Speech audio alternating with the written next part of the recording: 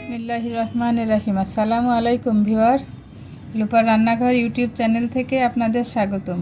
যারা আমার চ্যানেলটিকে সাবস্ক্রাইব করেছেন তাদেরকে অনেক অনেক ধন্যবাদ। যারা সাবস্ক্রাইব করেননি তারা প্লিজ দয়া করে আমার চ্যানেলটিকে সাবস্ক্রাইব করবেন, আমার পাশে থাকবেন। তো বন্ধুরা, আজকে আমি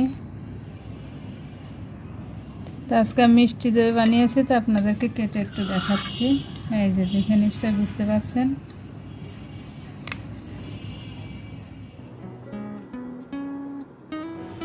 বন্ধুরা, আমি হাফ কেজি দুধ চুলায় বসিয়ে দিয়েছি। গরম হলে কিছুটা দুধ উঠিয়ে রাখবো।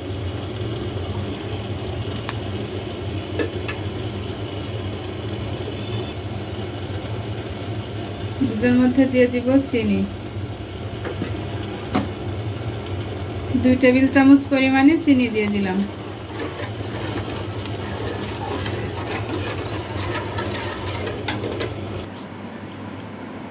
এ পর্যায়ে দিব বড় 1 চামচ গুঁড়া দুধ।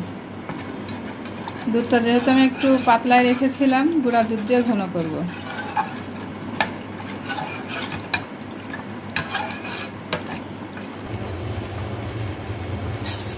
আমি এই সসপ্যানে 2 টেবিল চামচ চিনি দিয়ে ক্যারামেল তৈরি করে নেব।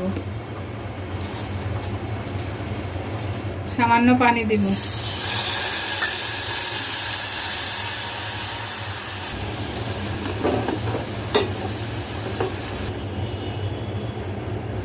ক্যারামেলের কালার আসতে শুরু করছে।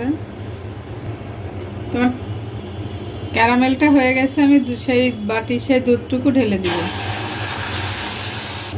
এখন এই দুধটা নেড়ে চেড়ে ভালো করে মিশিয়ে নিব ক্যারামেলের সঙ্গে।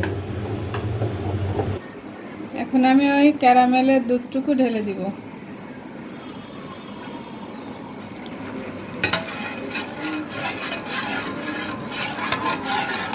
দিয়ে ভালোভাবে মিশিয়ে নেব।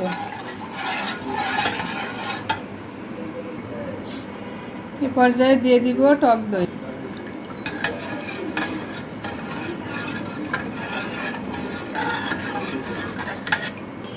আমি এরকম একটা টিফিন বাটি নিয়ে নিয়েছি। টিফিন বাটির মধ্যে দইটা বসাবো।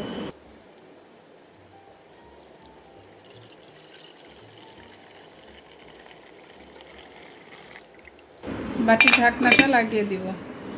তো আমি এভাবে একটা টাওয়েল দিয়ে এভাবে হাঁড়িটা রেডি করে নিয়েছি। এখন এর মধ্যে বাটিটা বসিয়ে দিব এবং এই টাওয়েলটা দিয়ে ঢেকে দিব।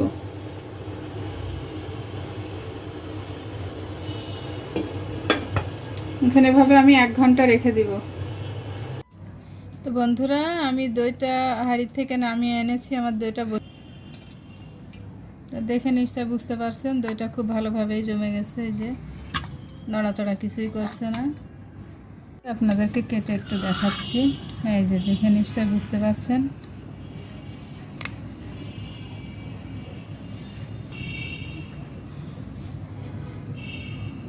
তো বন্ধুরা, এরকম মজার মজার রেসিপি পেতে আমার পাশে থাকবেন, আমার চ্যানেলটিকে সাবস্ক্রাইব করবেন, আমার জন্য দোয়া করবেন। সবাই ভালো থাকবেন। আল্লাহ হাফেজ।